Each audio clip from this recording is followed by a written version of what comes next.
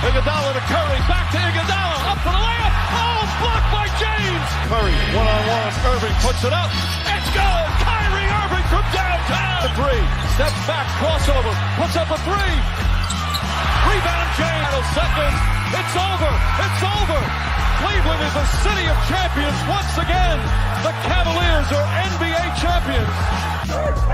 Cleveland, this is for you. There is no one that enjoys matinee basketball quite like Evan Mobley. Welcome to another episode of the Block the Shot to Stop. I am Kevin Lynch here with Tim Daniel. Gonna just talk about the Cavaliers 116-102 victory to the Hornets. Game with a lot of storylines. Kind of game that went all over the place. The main storyline, Evan Mobley. So, of course, my first question, Tim, is the Charlotte Hornets starter jacket still the best jacket of all time? Yes, absolutely. Yes. Absolutely. Yes. Just want to get that on record. All right, let's talk about the game. Let's talk about Evan Mobley. You were telling me a couple of Evan Mobley stats about today's performance versus, his career. And I'll let you go ahead, take the floor, go ahead and share it with the audience. Well, first things first, show some love where love's due. Yeah, buddy. Oh. Yeah, buddy. We won't say or not if he was wearing that when the game started, but no, it was not. But so today's obviously his career high, 41. Before that, he had a 30. I think he did 140 burger in his career before today. No, he had a 38 burger. Sorry. Yeah. So this is his first 40 burger. Obviously another double. I think that's now his 12th on the year. And before today, the most threes he'd ever taken in a game, Kevin, not shot, not made, taken, was 6. He made 6 threes today. So this was awesome. This was the kid that we saw in the AAU at the Compton Magic, and I heard people just sort of raving about. This is the kid that was the number 1 player in the country. You saw that kid today. This was a kid that I had scouts when I would go to games that I'd be covering in college games, and I'd be talking about them. They'd be like, when you see Evan Mobley, you are not going to believe this is a real basketball player. And we saw him be very good his first 3 years in the league. This is Evan Mobley being great. And today was an unreal step forward in this continuing maturation process. He's had an awesome week, and I don't think it's coincidental that how good he's been this week. The Cavs won 4 in a row. You're 100% right. This is obviously we've sung the praises of Evan Mobley a lot on this show, and for good reason. He was a very good player coming into this year that is now taking giant strides towards stardom. None bigger than today. Just repeating them, even though Tim said it, like 41 points, 10 rebounds, 6 for 8 on threes. And really it came right away in the first quarter. He had 28 of it, the 41 were in the first half. And a lot of that 28 was in the first quarter. I don't have 25, I think. Yeah. Okay. Yeah. And he was, let's actually talk about that, Tim. What was different about today? Why did Evan Mobley come out uber aggressive today? Because that's kind of uncommon for him. I think a big part of it was he knew he had the significant matchup advantage, right? I mean, look, I love Taj Gibson, but we all know that Taj Gibson is supposed to be on an NBA team for the sake of being a veteran leader. And with all the injuries the Hornets have had, he had to start today. So, and his assignment was Evan Mobley. So I'm sure part of that was probably Kenny being like, look, dude, this guy can't stop you from doing anything you don't want to do on the floor. So that was probably a big step. I think the other thing too was that I think he's just been really, really hot and I had a lot of momentum. So before the game, even today, in the pregame show, there was this whole segment of all the players talking about this jump he's made already this year. Mm-hmm. So it's just really perfect that he had this game today after that whole story list where like George is talking about him and Donovan's talking about him and everyone who's saying, if you saw what he did in camp, we're not surprised how well he's played this year. And then he goes into today, he's just unbelievable. So yeah, I think playing against Taj Gibson, playing against the depleted Hornets team, I'm sure naysayers will find a way to point that out. But last we noticed, Kevin, those players also had the NBA patch on their jerseys as well. they did. And trying to put a new spin on the same thing. I think as far as just the aggressiveness for the matchup was some of it. I also just think it's the maturation of him. Like one of the last podcasts that you and I did, I was talking about the last kind of the next step for him was forcing the action. Like, I am a star player. I'm going to force the action, which sometimes you need to do, whether it's the create fouls, play make for your teammates, all of those things. And he definitely, in a very positive way, forced the action, particularly in that first quarter. And then while his biggest contributions from the stat sheet were in the first half, I also thought he was really key in the second half and we'll get into the rest of the game, I should say, after this. But he was instrumental in every time the Hornets kind of made it close. He not only like made a play or scored a basket, but he did it like he did it with emphasis. Like he had some the Hornets went on an 8-0 run and it ended with a just hard putback dunk by Mobley, which is it does just count as 2 points, but basketball has a lot of momentum and emotion and all of these things in it. So dunking that hard on a team that is in the midst of a comeback can squash some of that, right? So and as I said, moving on, we'll come back to Evan because he was so phenomenal today. Looking at the game as a whole, the Cavs came out and were dominant in the first quarter, led obviously by Evan Mobley. I believe they had a 22-point lead at the end of the first quarter. I think it was 40-18. Yeah. Second quarter, the storyline almost flips. The Hornets outscored the Cavs 34-23 in the second quarter to make this a game. Mm-hmm. And then the second half, it was a little back and forth with the Hornets kind of kept making runs to close in on the Cavs. And right before they could get over that final hurdle to, tie or take the lead, the Cavs would answer. Or frankly, the Hornets missed some shots too that would have been able to do that. So setting all that up, Tim, like what are your thoughts on the day? I guess two questions in one. What did you see when the Cavs were so dominant in that first quarter? And then what did you see that, in the play that kind of allowed the Hornets to get back into the game both from the Hornets side and from the Cavs side? So I'll go with the Cavs first. Mm-hmm. And I think when they were so dominant, it just goes back to what they've done all year. And the thing that we've just been really talking about, the things they do really well, they did. Man-to-man defense today was unbelievable. I mean, it was very physical. They were in your space. They didn't there wasn't many times that guys in the Hornets had wide open threes today or wide open shots in general. And that was just the Cavs playing their really physical defense, playing their brand of defensive basketball. I think that played a huge part. They were so good at sharing the ball again. I mean, today Mitchell had 8 assists and Mitchell, the playmaker, is almost as fun as Mitchell, the scorer, to watch. Mm-hmm. And so seeing him kind of do that. And I talked about this with Skylar the other night after the Nuggets game. Just his defensive effort. Like I said, we're never going to go on here and say that Donovan Mitchell should be an all defensive player on one of the teams by any means, but the effort he's giving has been such a game changer because if your best player is playing that hard on defense and trying to attack what a lot of people say is his weakness, your whole team's going to get behind that. So I think that played a huge part, just sharing the ball, defensive prowess, and obviously their size advantage. On the Hornets end, I know that people look at their record, people look at their roster, they look at their injuries, and they find all the ways possible to kind of deplete them and take them down. But you, as someone who follows the league just as much as I do, know very well that Josh Green has been a really underrated player this year, mm-hmm. has had a really good year. And I've talked about it a million times. I love Brandon Miller as a basketball player. Mm-hmm. If I were the Hornets, and this would probably get me fired to say, I would build my team around Brandon Miller. I would not build my team around LaMelo Ball. I realistically think that Miller is a Paul George-esque talent offensively. I really believe he has that upside. And he can really just be that good of a player. But those two, and then just really good bench players. So Mark Williams, you and I were talking about this before we went on air, really good in his 10.5 minutes. I don't know why he only played 10.5 minutes. I understand Charles Lee's bringing him back from injury, but they, when they were making their run, he was playing really well.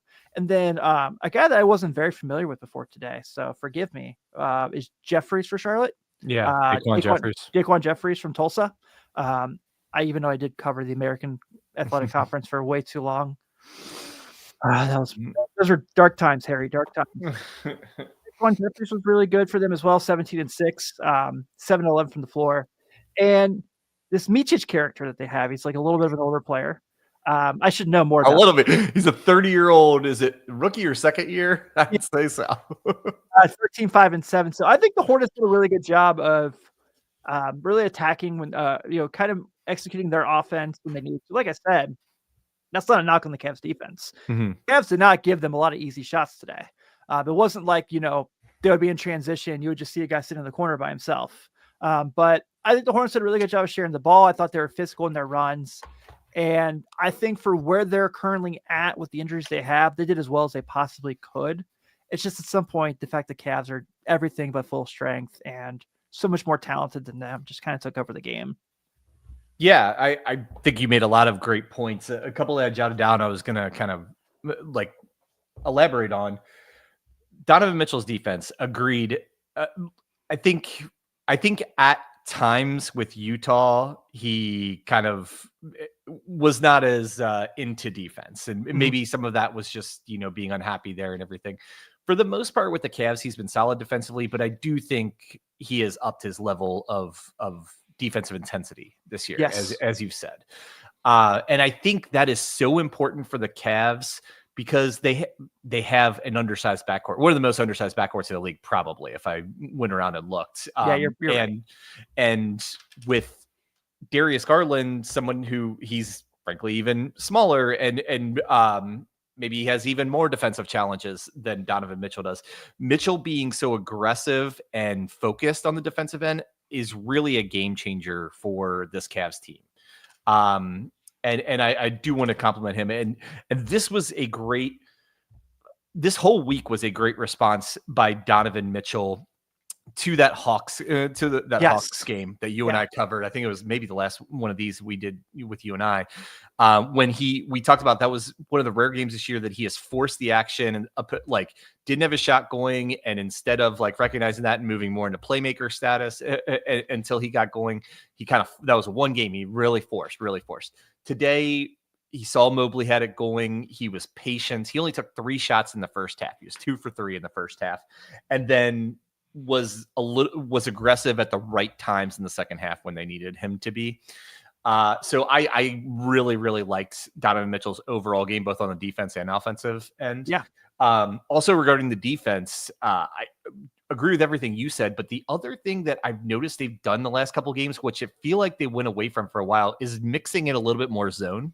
Yes. They did quite a bit of that today, and against Denver as well. They did it some. So, and I like that. And I like that from Kenny Atkinson because it's strategic. Like, you can always flip to a zone for a couple possessions. If they get 2 wide open threes, get out of it. Right. Like, there's nothing, but I think the players in the NBA today are so talented and the offenses are so sophisticated that you have to try a little bit different things on defense to keep them going, right? Yeah.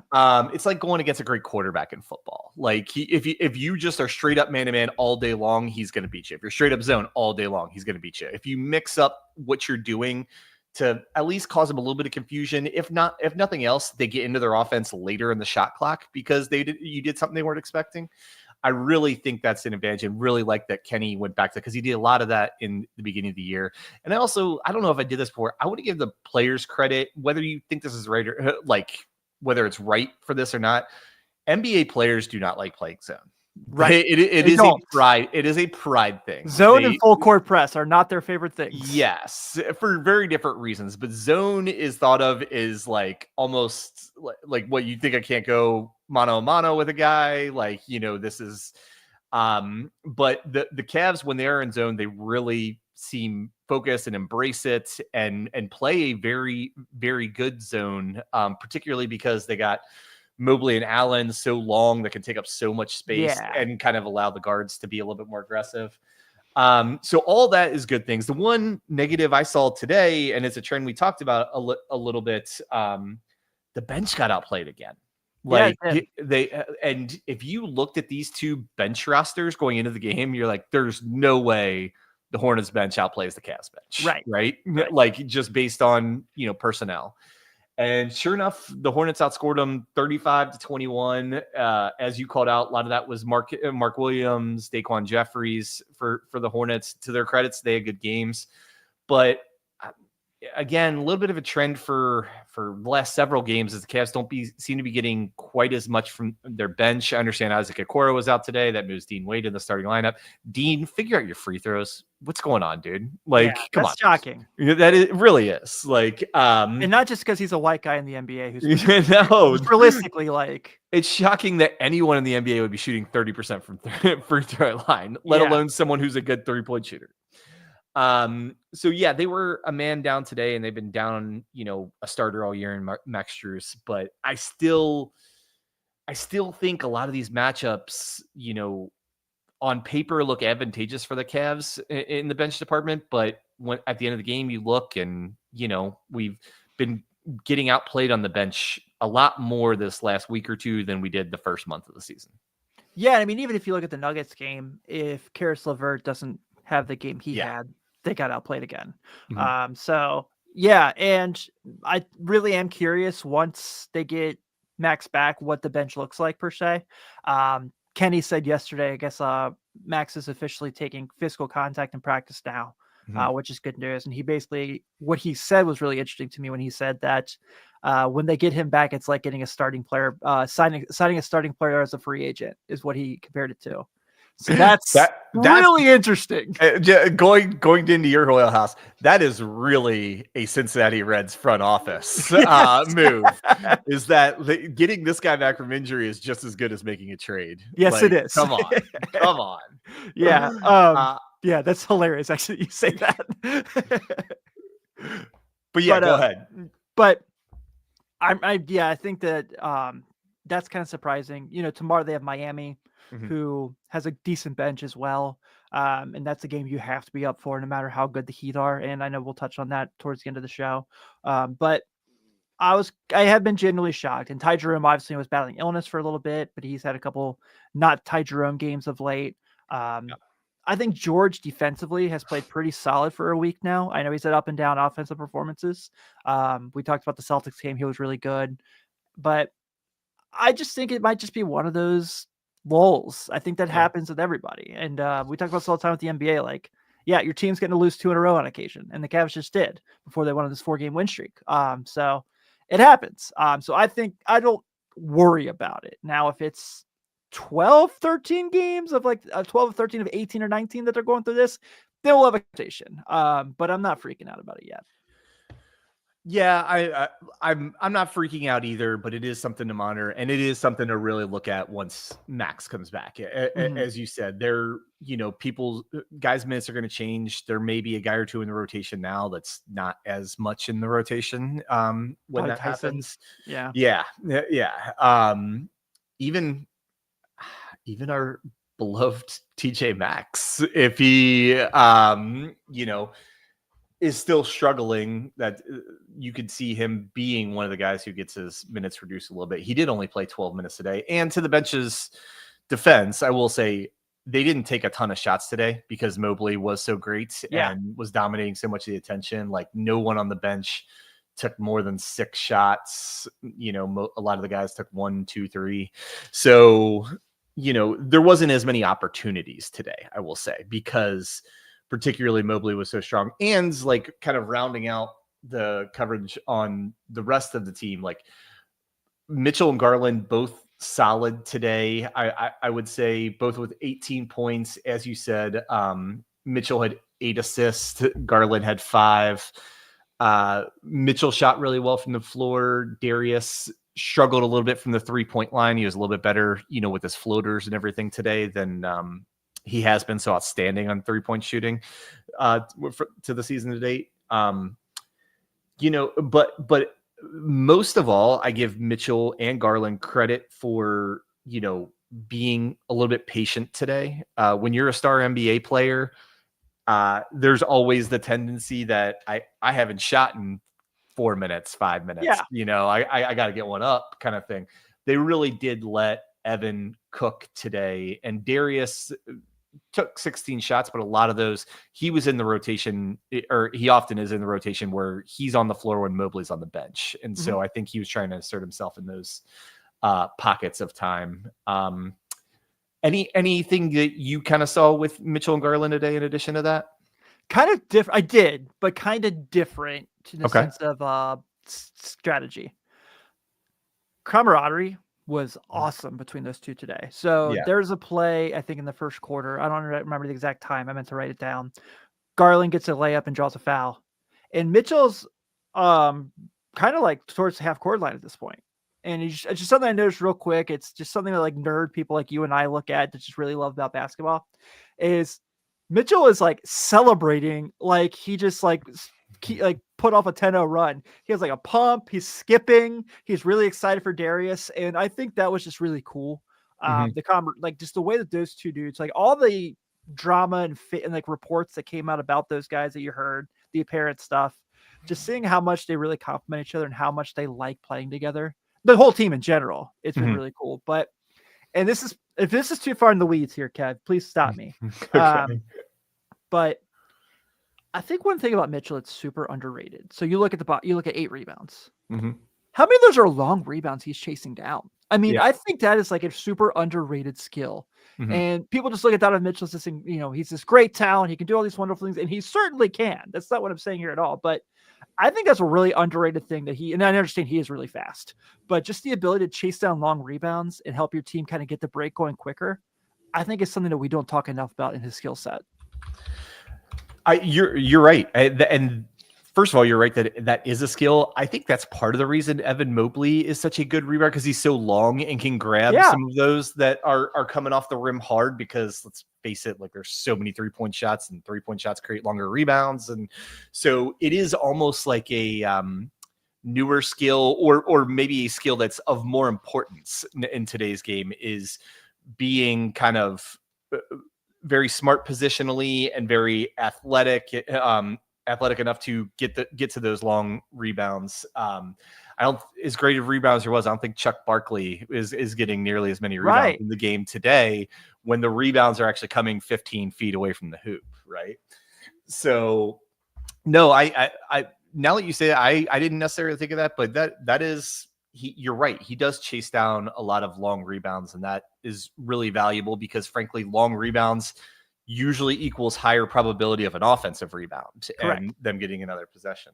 No, it's really good. Well, before we wrap up today's game and look to tomorrow against Miami, I did want to talk to you about the real star of the game, because we definitely know he needs a shine. I want to talk to you about Tony Brothers. Hell yeah. And the Cavs with an unrealistic 3 technicals today. Was 3 the final counts? Yes. I know there's at least 3. There was a officials review where they never went to the monitor, never talked to anyone, and Mitchell's like in the background, just held like up the looking at game him for like- 2 minutes and then just restarted. Even Brandon Miller's like, what are we doing? Yeah. Based on his historic career, how would you rate Tony Brothers today? Well, this is Ed Hockley levels of making sure the camera's on today. That was what Tony Brothers was on. I love Tony Brothers just because he is pure entertainment, but he is for sure the referee who loves making sure people know about him the most. Yes, he certainly does, and he's funny because I think in his head, like, all the players are like his best friends and they get along so well. And I think it's pretty much only in his head. Like he's the guy. I'm not going to repeat it, but there's the famous story that Jason Terry told on Club 520 about Tony Brothers, and when his mother and sister sat courtside. Oh yeah, in the game. Jeff Teague. Yeah. Yes, I'm sorry. Yeah, Jeff Teague. But yeah, like end of games can be tough in the NBA, because it's tough in the NBA because even diehards like you and me, we understand what the right strategy is and how important every call is at the end of the game, but the constant stop and start can be difficult to watch. And I understand why people say For sure. a lot of the criticisms about today's NBA, I think are misplaced, but like the one where the end of games take so long, I think is legitimate. Yes. And we really, they really need to employ referees that want to get everything right as quickly as possible. And they need to have like what the NFL instituted this year with like the replay assistants that just calls down to the head ref and says like, hey, you got that one wrong, just change it, don't do a review. Like that's what they need. I totally agree. They need a fourth official, like whether it's in New York or in the press box, who's reviewing the calls, and anything that can be quickly changed, they quickly change it. An out of bounds that was clearly off one guy, but they called it, they called the ball the other way. It's just a little bit of a struggle. And I don't love Tony Brothers. Maybe that's the difference between positive Tim and doing Kevin. I should say my love of Tony Brothers is not that I think he's talented at his job. I just think he's hilarious. Yeah. He is the most important person in the NBA. Exactly. You just need to ask him, right? Yeah, right. So, all right. Well, we gave him his shine. Let's wrap up. They got Miami tomorrow before maybe their longest break of the season, 4 full days off before a game next Friday. That is due to the NBA Cup, and the Cavs unfortunately not qualifying for the NBA Cup. It's the only thing they didn't do well this year so far, really. And because of that, they got 2 games added to their schedule, but they do have quite a break where they're off a good part of next week. So we'll really just focus on the Heat game here real quick. Anything about tomorrow's game other than the quick turnaround off of a back-to-back? They've been playing every other day before this. Just for me, the biggest thing is it is just being focused, being refreshed, getting contributions from the bench, because you may want to tick back on the starters' minutes a little bit tomorrow. I think, all year we've had people's minutes being down, but I think Donovan was over 36 today. Mobley was about the same. So that, I guess I gave my key first is a little bit more of a balanced attack with the bench getting really involved tomorrow, Tim. Like anything, I guess, that you see, whether it's from the Cavs side or the Heat side? From the Heat side, from the Cavs side, it's don't let the Heat defense get set. Mm-hmm. If they set their defense, if you do not speed them up, they're going to make it a very long day for you. They're very slow. They are like they literally play at the slowest pace of anyone in the league, and they're 6th in defense. They are super physical, and they love just getting to their spot and just disrupting your offense. They love that they can just slow you down and keep you moving the ball and run out the shot clock to the bare minimum. So if you're Cleveland, your advantage has to be transition, obviously, like you've done really well all year, and just finding a way to score before they get comfortable and they get set, because that's where they beat you. Offensively, they're not very good. And I say that lightly because I know that anytime Jimmy Butler wants to turn it on, he can be very special. You lived in Chicago for quite a long time during his Bulls tenure. You know exactly what I'm talking about. And he's one of my all-time favorite players. So I know that, and I know a lot of people just think that it's playoffs only, but he has those nights. So you want to make sure he doesn't have one of those nights. But this is a team that realistically Cleveland's better than, and they should have another night where they beat them. But they just have to make sure that they can beat their defense, because their defense will give Cleveland so many fits. And I'm very excited on the Miami side to see who do they match Bam up with more, because a Bam Mobley, for like nerds like you and me, that's like basketball. That's like a basketball blast. But Mobley, Bam versus Allen will still be fun to watch, but nowhere near as fun. So I'm really curious to see how Miami uses Bam in this game. Yeah, no, that's a great call. And I think you're right. I think they're going to put Bam on Mobley because Bam is one of the best and most athletic, like big man defenders in the league, and has been for a long time. It's becoming apparent. There's been a really big trend in the last few weeks that more and more of the offense going to Mobley and less going to Allen. Allen's scoring is way He did have down. a double-double today, but yeah. But I think I was looking at, the first 4 weeks of the season, he was averaging like 16 points. And then the last like 3+ weeks, he was averaging like 11. So Jared Allen, and that's not anything like, I don't even think this is anything real wrong with Jared Allen. I think I don't think he has any issues with that information. Well, and I don't think I think the offense is flowing the other way. Let's be honest. A lot of Jarrett's offense is predicated on penetration and dishing to him, right? Yes. He's not a traditional back to the baskets guy who I think he actually has some really nice like post and hook moves. They're just, it's not a big part of the Cavs offense. Right.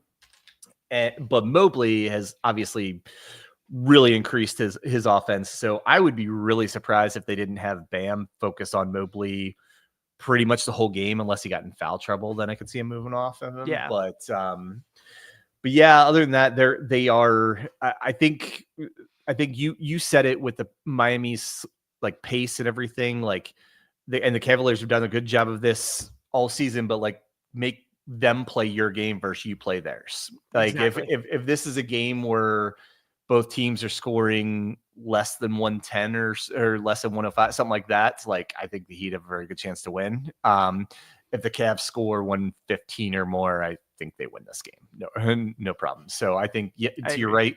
Not that the Cavs are excellent in transition. They're not one of the fastest teams in the leagues, but tomorrow might be a game that you want to look to push the pace a little bit more if you're the Cavs. Feels like a good Darius day. Feels like a day where he's going to be very, very, very, very important. Yeah. He could be, because they don't have any like good matchups. I mean, for him, Scary Terry's their best one, probably. Yeah, probably. Unless they put Butler on him. Yeah.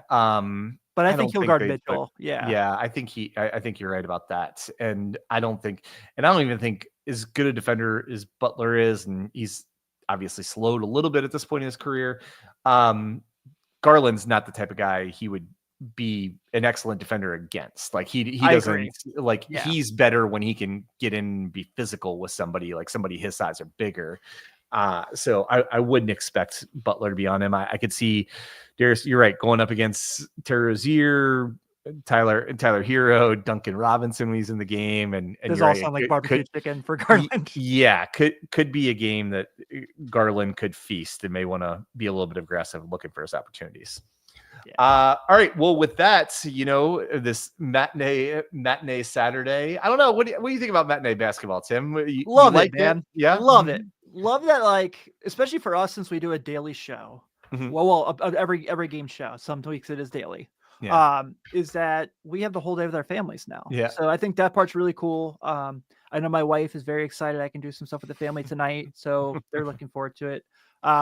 Before we close out, can I just say one quick thing? Please. Okay. So it was announced today.